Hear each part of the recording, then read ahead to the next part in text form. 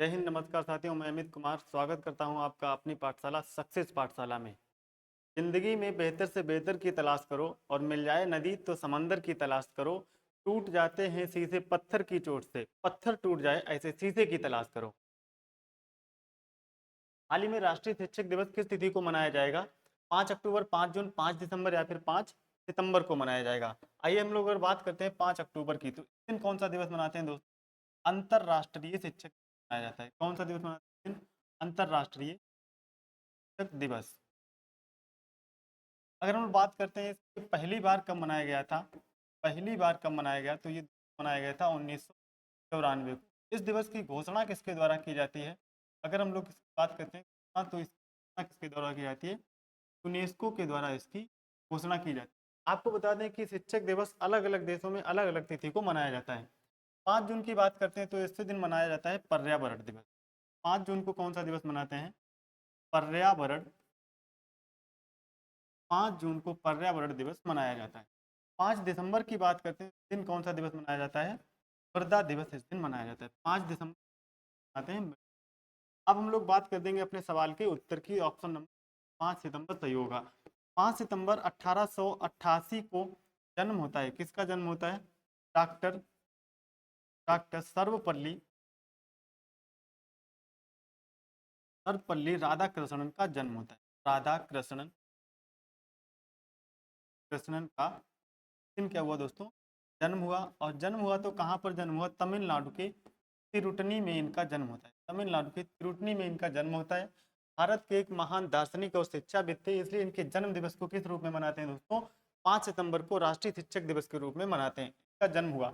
बात करते हैं अगर 1954 की, तो इनको भारत सरकार के द्वारा भारत का सर्वोच्च नागरिक सम्मान भारत रत्न से सम्मानित किया गया। 1954 में इनको कौन सा मिला? भारत रत्न दिया गया।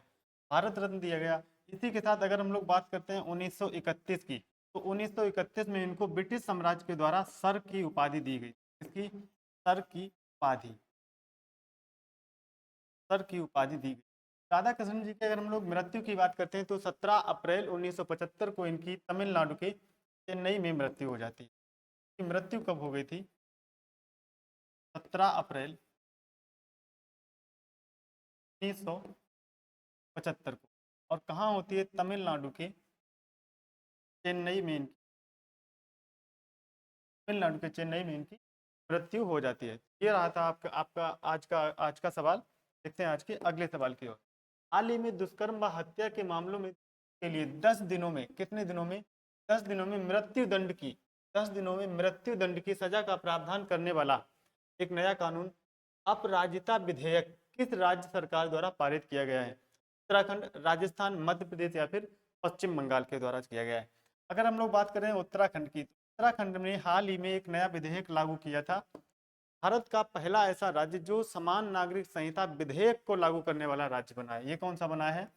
समान नागरिक समान नागरिक संहिता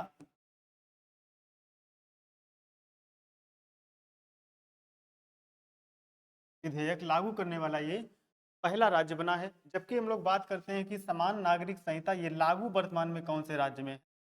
ये कौन से राज्य में लागू है? ये गोवा में लागू है। गोवा में पहले से ही लागू है। अगर हम लोग बात करते हैं गोवा में लागू है समान नागरिक संहिता, इसके लिए कौन सा अनुच्छेद अनुच्छेद होता है? तो अनुच्छेद कौन से होता है समान नागरिक संहिता के लिए? 44 आता है। संविधान का अनुच्छेद 44 आता है। अपने सवाल की बात करते हैं तो ऑप्शन नंबर डी इसका सही रहेगा। पश्चिम बंगाल ने हाल ही में अपराजिता विधेयक को मंजूरी दी है। यहाँ पर एक सरकार द्वारा एक कानून पारित कर दिया गया है। अगर हम लोग बात करते हैं राजस्थान के बारे में थोड़ी जानकारी और मध्य प्रदेश की। राजस्थान की अगर राजधानी कभी आपसे, तो क्या है दोस्तों? जयपुर यहाँ की राजधानी है। और इसको किस नाम से जानते हैं दोस्तों? पिंक सिटी के नाम से। किस नाम से जानते हैं? तो पिंक सिटी कहा जाता है। मध्य प्रदेश की हम लोग अगर राजधानी की बात करते हैं तो यहाँ की आर्थिक राजधानी की बात करते हैं तो मध्य प्रदेश की आर्थिक राजधानी की बात करते हैं इंदौर है। और वैसे इसकी राजधानी क्या है? की राजधानी की बात करते हैं तो भोपाल यहाँ की राजधानी है। पश्चिम बंगाल की बात करते हैं, कोलकाता यहाँ की राजधानी है। और कोलकाता भारत की पुरानी राजधानी भी एक कोलकाता ही है। ठीक, अपना सवाल का उत्तर क्या रहेगा? पश्चिम बंगाल। आइए देखते हैं।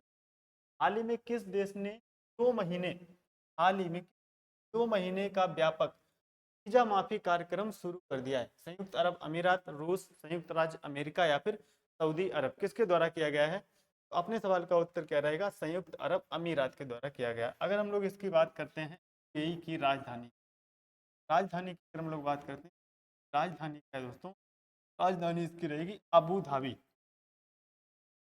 अबू धाबी यहाँ की राजधानी है। रूस की बात करते हैं तो यहाँ की कौन सी नदी राजधानी? मास्को यहाँ की राजधानी। अगर हम लोग मुद्रा की बात करते हैं, रूबल यहाँ की रूबल कौन क्या है? यहाँ की मुद्रा है। संयुक्त राज्य अमेरिका की बात करते हैं, वाशिंगटन डीसी यहाँ की राजधानी है। और डॉलर यहाँ की क्या है दोस्तों? मुद्रा क्या रहेगी? यहाँ की डॉलर रहेगी। सऊदी अरब की बात करते हैं तो यहाँ की राजधानी अगर आपसे पूछा जाए तो कौन? रियाद यहाँ की राजधानी है। और मुद्रा की बात करेंगे तो हो जाएगी दोस्तों रियाल यहाँ की मुद्रा हो जाएगी। अगला सवाल देखते हैं। सवाल का उत्तर रहेगा संयुक्त अरब अमीरात। हाल ही में ICAR-NRC ने एक वर्ष किस तारीख को मिथुन दिवस मनाने का प्रस्ताव किया है? ठीक है, 1 सितंबर, 2 जून, 7 दिसंबर या फिर 8 सितंबर? अगर हम लोग बात करते हैं 8 सितंबर की तो इस दिन मनाते हैं साक्षरता दिवस मनाया जाता है। कौन सा दिवस मनाया जाता है? साक्षरता दिवस। 8 सितंबर को कौन सा दिवस मनाया? साक्षरता दिवस मनाया जाता है। 7 दिसंबर की बात करते हैं तो सशस्त्र सेना झंडा दिवस मनाते हैं।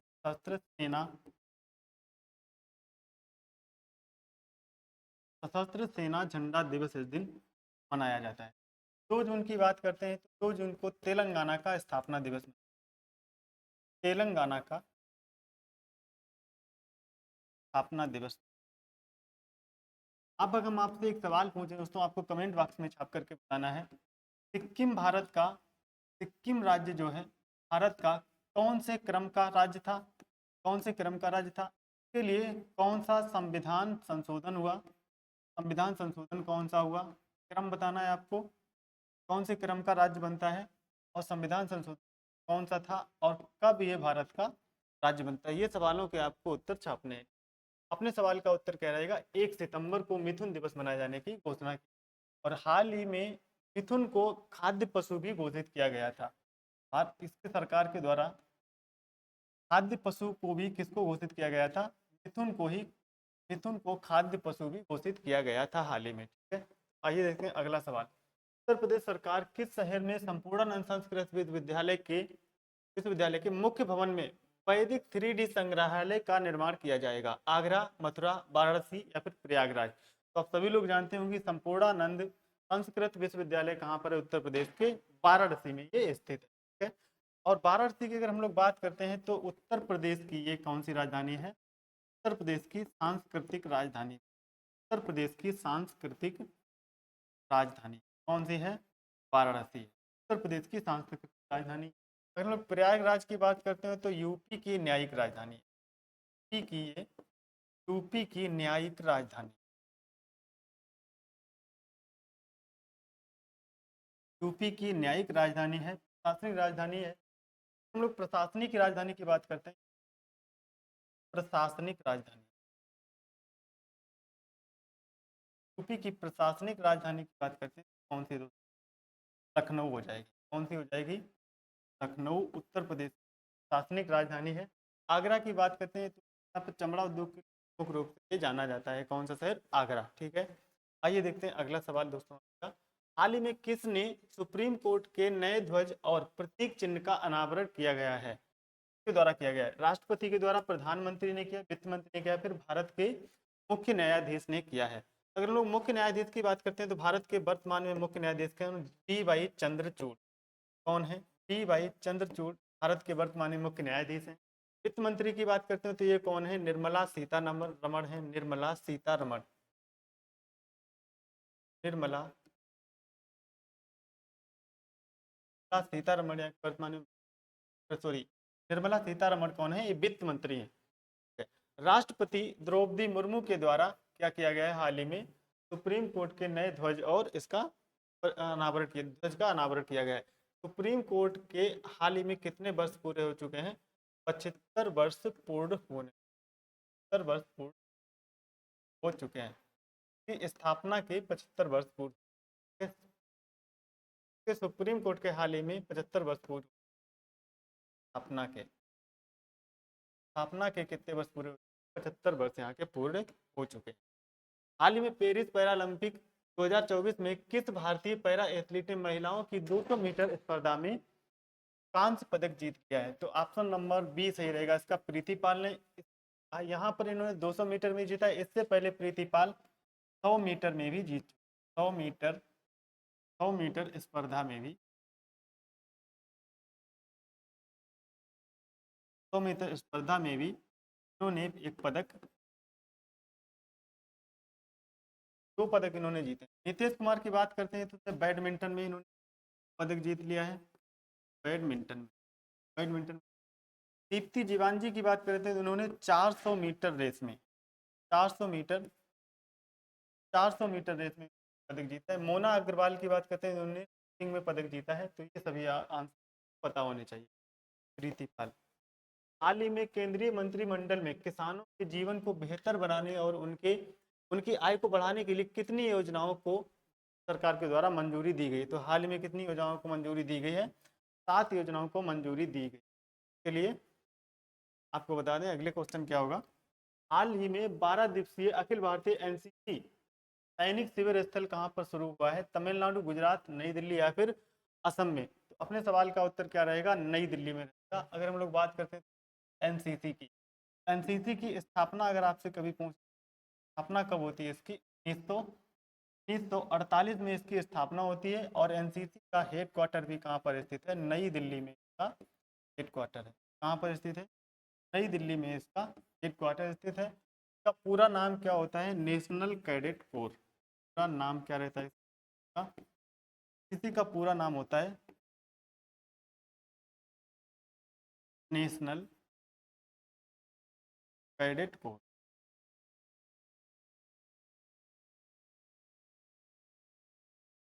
नेशनल कैडेट कोर इसका पूरा नाम रहता है। तो अगला देखते हैं। हाल ही में अरब सागर में आए चक्रवात को असना नाम किसके द्वारा दिया गया है? अरब सागर में एक हाल ही में तूफान आया है, चक्रवाती तूफान, जिसको क्या नाम दिया गया है? असना। आपसे पूछा है किसके द्वारा ये नाम दिया गया है? तो पाकिस्तान के द्वारा इस चक्रवात का नामकरण किया गया है। और अभी हाल ही में बंगाल की खाड़ी में एक तूफान आया था। बंगाल की खाड़ी में चक्रवाती तूफान आया था और इसका नाम क्या था?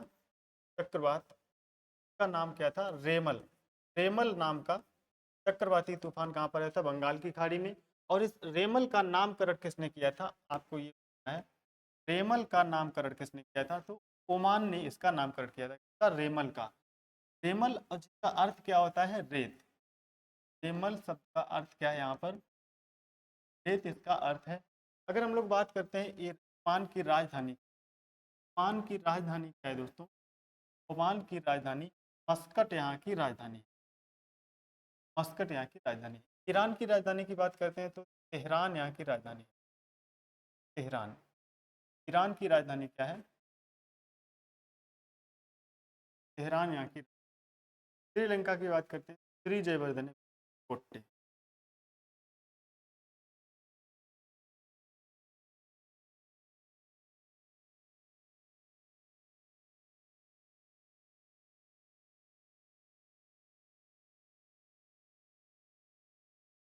दोस्तों ये रहे आज के सवाल, करंट अफेयर के कुछ महत्वपूर्ण।